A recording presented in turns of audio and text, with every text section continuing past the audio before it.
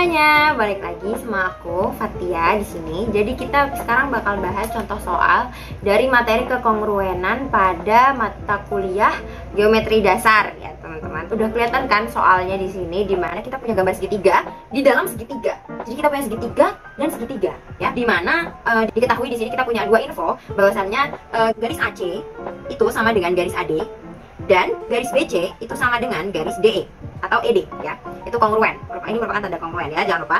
Kongruen, garis-garis tersebut kongruen. Sekarang kita akan membuktikan bahwa segitiga ABE itu adalah segitiga sama kaki. Gimana sih caranya gitu ya? Segitiga ABE itu segitiga sama kaki, udah kelihatan banget, ngapain dibuktiin gitu. Tapi sekarang kita akan membuktikan karena soalnya disuruh membuktikan gitu ya. Buktikanlah bahwa segitiga ABE itu merupakan segitiga yang sama kaki. Sekarang kita buktiinnya itu dengan tabel pembuktian ya teman-teman. Nah, yang pertama kita langsung aja tulis pernyataan pertama. Kita tahu bahwasannya garis AC itu kongruen dengan garis AD dengan alasan diketahui ya. Selanjutnya pernyataan kedua, kita punya juga kalau dari pernyataan pertama kita punya kesimpulan bahwa segitiga ACD itu merupakan segitiga sama kaki. Sama kaki. Dari alasannya adalah karena pernyataan pertama. Karena pernyataan satu. Selanjutnya kita punya pernyataan ketiga, dimana kita tulis juga diketahuinya garis BC itu kongruen dengan garis ED. Alasannya diketahui dari soal ya. Nah, sekarang dari kedua sisi tersebut kita udah kelihatan ya. Kita punya sisi ini sama kayak sisi ini. Kita juga punya sisi ini nih, BC sama dengan sisi DE. Kita tulis pakai warna yang beda deh. Nih, ini dan ini. Nah, maka sekarang kita lihat kedua segitiga yang kelihatannya kongruen nih kayaknya. Kan bisa lihat segitiga ACB ya, ini segitiga ACB itu kongruen dengan segitiga ADE. Kelihatannya, tapi dengan cara gimana nih kita membuktikan kedua segitiga itu kongruen? Nah, jadi pernyataan keempat, kita tahu bahwasannya sudut ACB ini ya, sudut ACB itu berpelurus ya dengan sudut ACD. Nih, sudut ini, sudut ACB itu berpelurus dengan sudut ACD. Jadi kita bisa tulis di sini kalau sudut ACB itu merupakan sama dengan 180 derajat dikurang sudut ACD. Kenapa? Karena kita tahu sifat dari sudut berpelurus artinya adalah totalnya berapa? Total dari sudut berpelurus adalah 180 derajat gitu ya teman-teman. Selanjutnya kita punya pernyataan kelima, itu sama juga, dimana sudut ADE itu berpelurus dengan sudut ADC.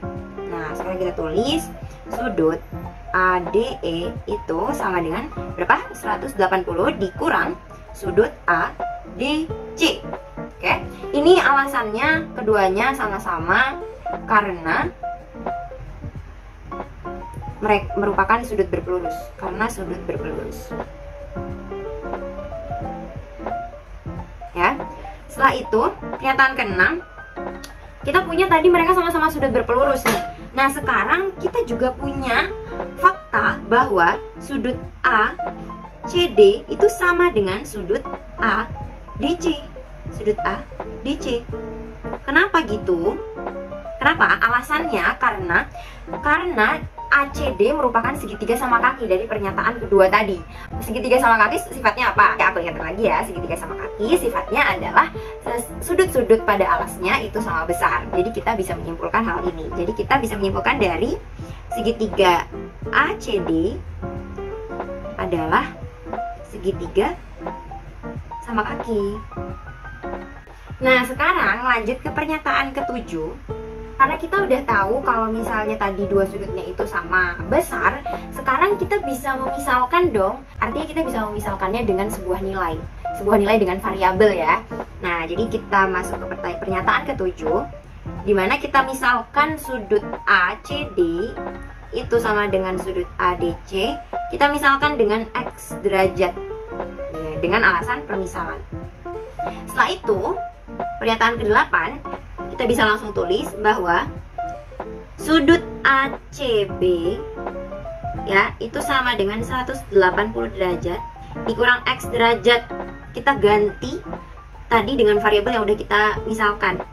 Lalu ADE, sudut ADE itu sama dengan 180 derajat ya, 180 derajat dikurang X derajat ya. Karena tadi kita udah punya ini sama dengan X, berarti kita misalkan kedua ini ya, langsung kita ubah, kita substitusi dengan X derajat seperti itu. Nah, kita punyalah pernyataan ke-8 dengan alasan dari pernyataan 4, 5, 6, dan 7.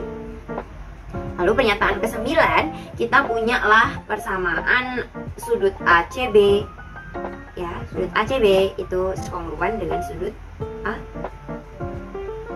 ADE. Nah, dari pernyataan ke-8. Nah, seperti itu ya. Nah, udah kayak gitu, sekarang kita langsung dapat nih. Kita punya sisi AC sama dengan sisi AD. Kita punya sisi CB sama dengan sisi DE. Lalu kita punya kesimpulan tadi ini ACB ini kita warnain ya, ACB, sudut ACB itu sama dengan sudut ADE. Nih ya, udah kelihatan dong ya kalau segitiga ACB itu kongruen dengan segitiga ADE dengan postulat sisi sudut sisi ya. Kakak ingetin lagi, dimana jika kita punya dua segitiga dengan kedua sisi dan satu sudut yang menghimpit kedua sisi tersebut itu sama besarnya di kedua segitiga tersebut, maka kedua segitiga tersebut merupakan segitiga-segitiga yang kongruen. Jadi kita bisa langsung tulis di sini bahwasannya segitiga ACB itu kongruen dengan segitiga ADE. Nah, udah dapet nih dari postulat sisi sudut sisi.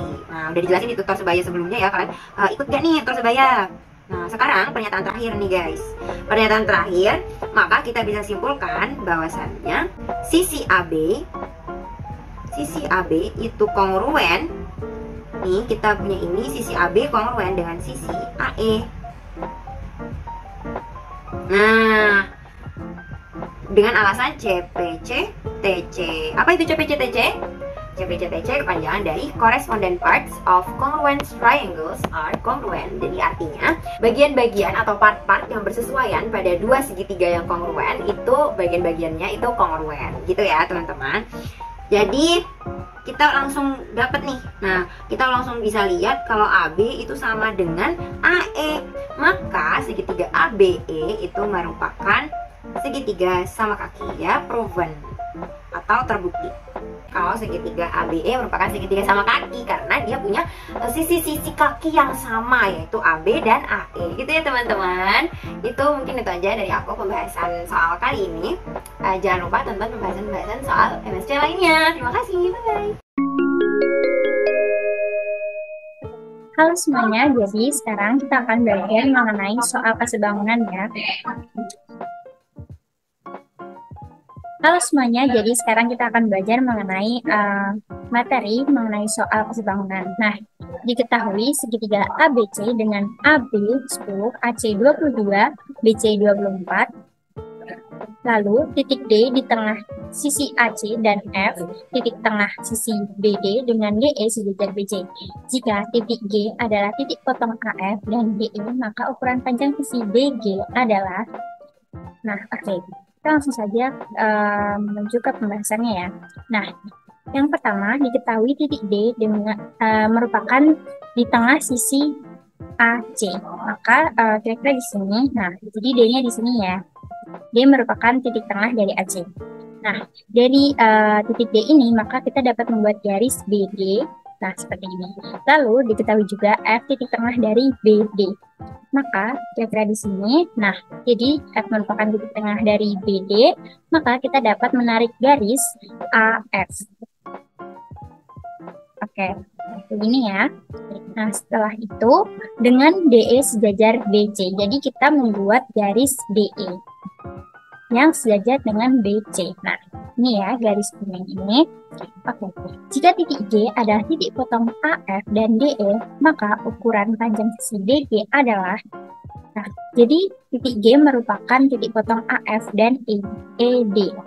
Jadi ini ya, sudah terlihat titik G-nya di sebelah situ. Nah, oke.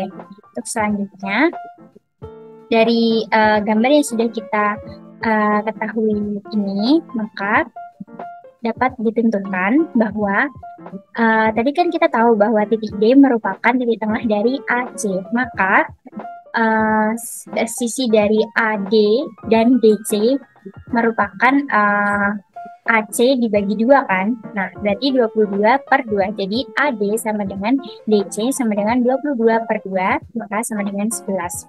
Nah, karena D merupakan titik tengah dari AC, maka otomatis E juga merupakan titik tengah dari AB. Maka AE sama dengan EB sama dengan 10/2. Nah, 10 dari mana? 10 merupakan panjang dari AB. Nah, kayak gitu. Nah, untuk selanjutnya, misalnya kita tarik garis perpanjangan dari AF. Nah, seperti ini. Terus kita kasih nama titik itu titik P. Nah, dapat kita ketahui bahwa sudut BFP dan sudut GFD merupakan sudut yang belakang, bukan? Nah, maka dari itu berarti besar sudut tersebut sama. Seperti ini ya, aku kasih tanda seperti ini. Nah, untuk selanjutnya kita juga tahu bahwa F titik tengah dari sisi BD. Nah, kalau titik tengah berarti kan BF dan FD itu sisinya sama panjang dong. Nah, berarti kita kasih tanda kayak gini ya. Oke, berarti artinya BF sama dengan FD. Nah, setelah itu kita tahu juga bahwa sudut BPF dan sudut DGF merupakan sudut dalam berseberangan. Nah, intinya apa? Kalau sudut dalam berseberangan, maka besar sudutnya itu sama. Nah, aku kasih tanda seperti itu ya. Nah, dari hal ini dapat disimpulkan bahwa segitiga BFP kongruen dengan segitiga DFG. Dengan syarat apa? Sisi sudut-sudut. Seperti itu. Nah, untuk selanjutnya kita bisa lihat segitiga AEG dan segitiga ABP ya. Nah, mohon maaf itu ada kesalahan, itu harusnya ABP. Nah, itu kenapa bisa dikatakan sebangun mengenai sudut-sudut-sudut? Kita kan bisa lihat bahwa titik A atau sudut dari A sendiri merupakan atau berhimpit dari segitiga AEG dan segitiga ABP, ya kan? Dari segitiga yang kecil dan segitiga yang besar yang dijadikan satu ditumpuk maka dia berhimpit, seperti itu. Nah, untuk selanjutnya kita juga tahu bahwa AGE dan APB itu merupakan sudut siku-siku. Nah, jadi otomatis sama. Nah, untuk selanjutnya sudut AED atau mohon maaf, sudut AEG dan sudut ABP juga merupakan memiliki besar sudut yang sama. Kenapa? Kan tadi juga kita tahu ya bahwa dua sudut sebelumnya itu sudah diketahui dan besarnya sama, maka untuk mencari sudut yang satunya lagi itu berarti kan sudut misal kita cari sudut E, maka sudut E sama dengan 180 derajat dikurangi sudut A dan sudut G, seperti itu. Nah, yang kemarin ikut tes pasti sudah tahu ya gimana caranya. Oke, untuk selanjutnya kita akan mulai untuk mencari DG. Nah, pertama yang harus kita cari adalah garis ED. Nah, caranya gimana?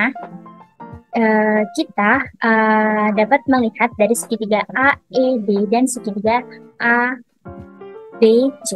Nah, jadi kita punya persamaan bahwa AE per AB sama dengan ED per BC.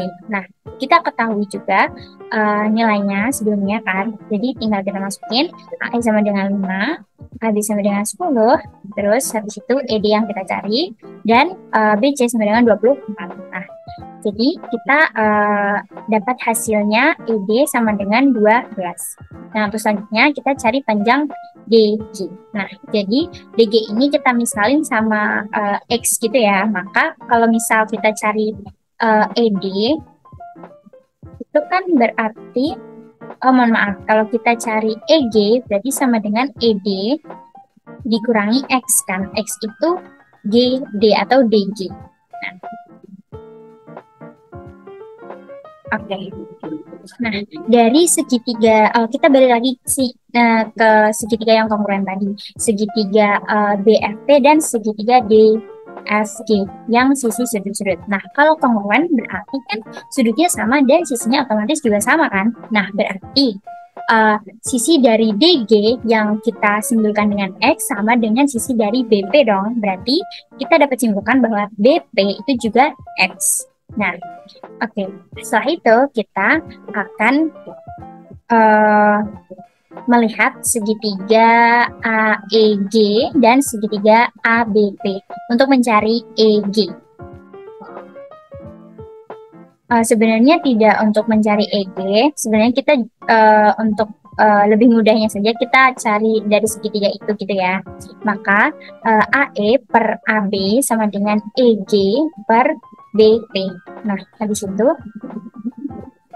AE itu kita ketahui 5 dan AB kita ketahui 10 sama dengan, nah EG tadi itu kan ED dikurangi X kan. Nah, ED sendiri itu 12, berarti 12 dikurangi X per BP tadi sudah kita simpulkan bahwa BP merupakan X, jadi 12 per X. Mohon maaf, 12 min X per X. Nah, jadi habis itu dikali 9, maka dapat ditentukan bahwa X sama dengan 8. Jadi, kesimpulannya, panjang sisi dari DG adalah 8. Seperti itu. Semoga paham ya.